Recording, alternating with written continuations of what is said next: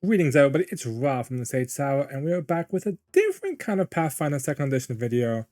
This one is going to be a delve into the Pathfinder 2e Reddit. I know, could be an interesting place to go into the Reddit, but I saw this link, one of my players actually posted this, so I wanted to go through this and kind of talk a bit about some of the things in this thread, which is actually pretty useful things. And it is a thread discussing easy to miss rules in Pathfinder 2e. So let's talk about some of the rules that we may not realize we're doing it incorrectly. I've scanned through some of them, and I'm going to give my thoughts and opinions on some of this as we go through this. As always, if you guys are enjoying the Pathfinder 2nd Edition content, be sure to hit that button down below. It is greatly appreciative. And without further ado, let's hop into it. So we're going to flip on over to the section, and we're going to go through these as we see them, kind of. So the first one, this is a big one actually. When do you get your first reaction?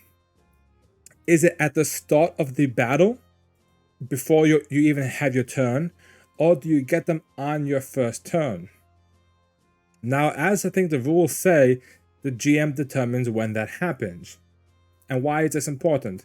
So say you go 5th in the encounter. Any enemies that go before you that do something, those enemies, you can't react to that. If you choose to do it at when you get your turn. If you choose to do it when the battle begins, in that case, yeah, then you can use your reaction right away.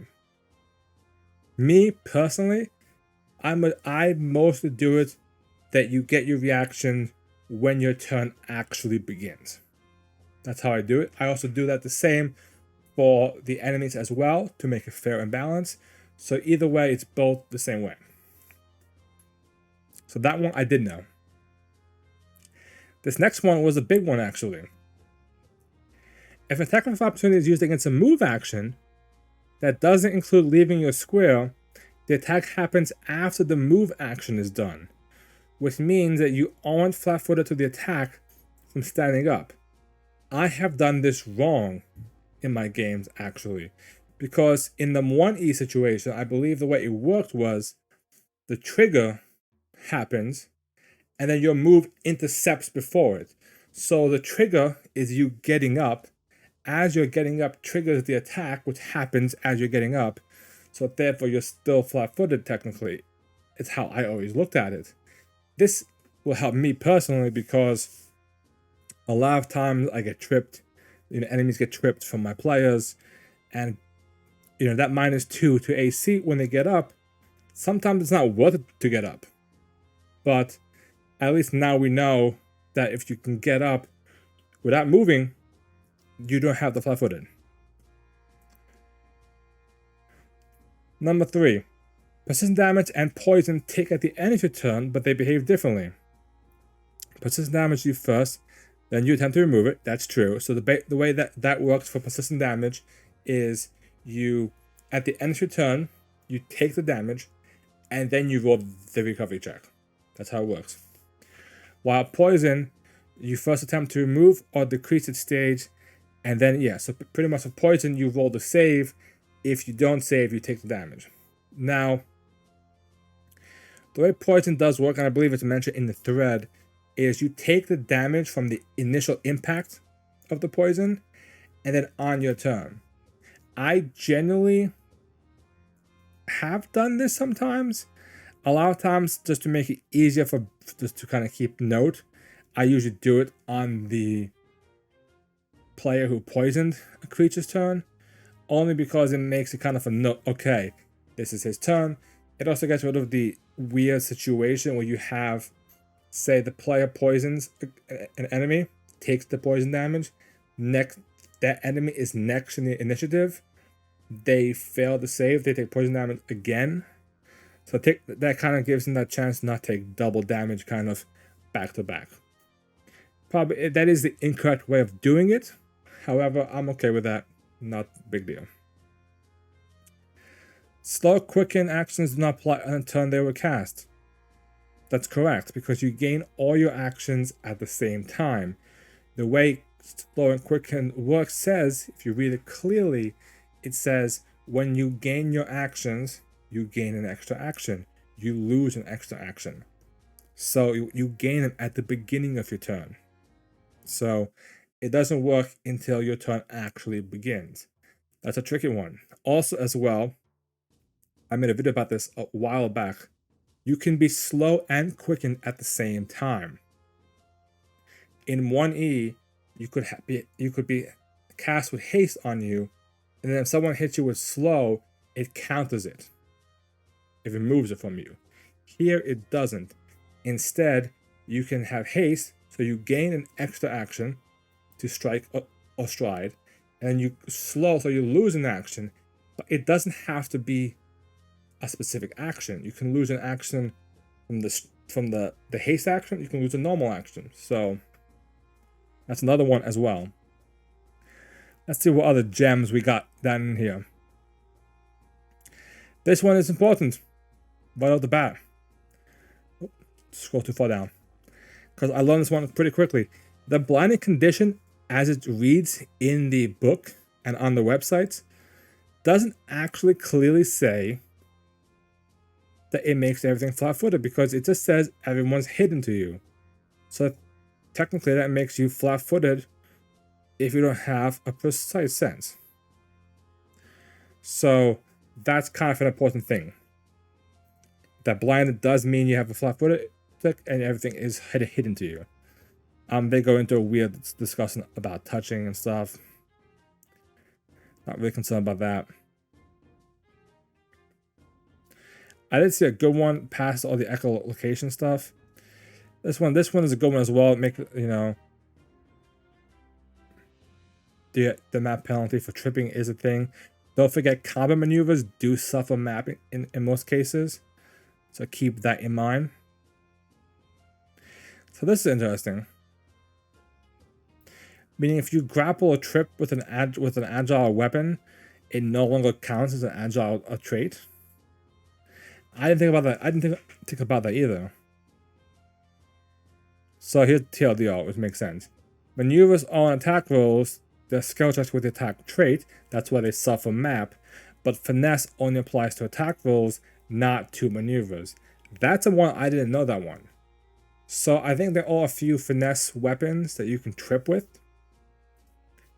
that you wouldn't use. It wouldn't be an agile one.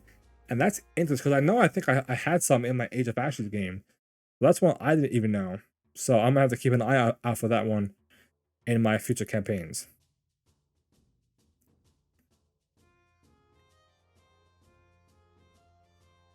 The Flick Mace was the weapon that it's the only weapon that they've ever nerfed I've seen in Pathfinder. So this part is kind of okay. The incapacitation trait, as a note reminder that basically it means you get one success better if you're twice the level of the spell, not the spellcaster. The reason for this is there are some spells that are like 4th or 5th level that you have to heighten if you want them to hit anything above level 10 or 12.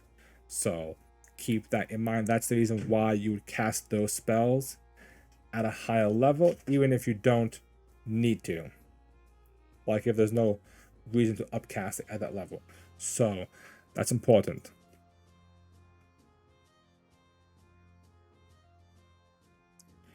They go into signature spells, which pretty much are spells that let you automatically get spells auto heightened. It helps for this basically. That's without that it would be very difficult to upcast all these spells the way you used to have to do it. This is the one I actually forgot. So when you refocus, you only gain 1 focus point back, not all your focus points back. I have to keep in mind for that for higher level play. I don't think I did in my Age of Ashes game, to be honest, where there was cases where if you refocus, you get multiple points back all at once. Definitely gotta check that. This one is a clear. Diagonal movement costs an extra 5 feet for every other square. If you play on a virtual tabletop, you would see this. It kind of does it automatically for you in most cases.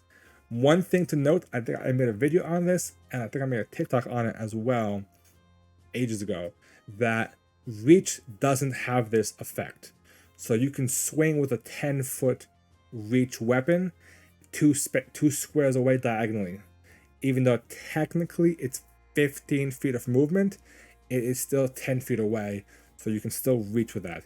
Keep that in mind, because that was one I didn't know until a few months ago. So that's a good one.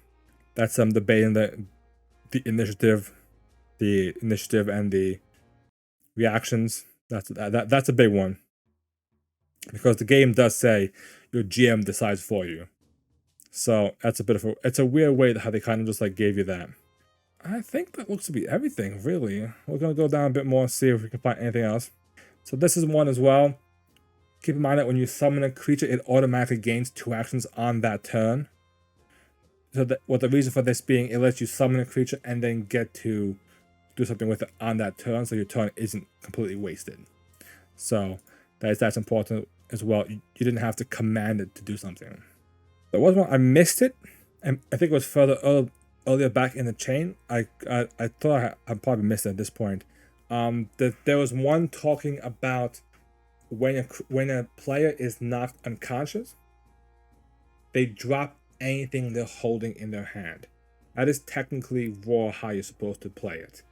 I admit I do not do that. And some people have mentioned it as well. That is really unfair, because in theory that means if someone is knocked unconscious or dying, they have to spend an action once they're awake, spend an action to stand back up, spend an action to pick up whatever they just dropped. So now they lost 2 actions, and maybe have 1 more action to move away from whatever just hit them, kind of deal. So that's pretty rough. They already have to stand up at least once, because you do get knocked prone.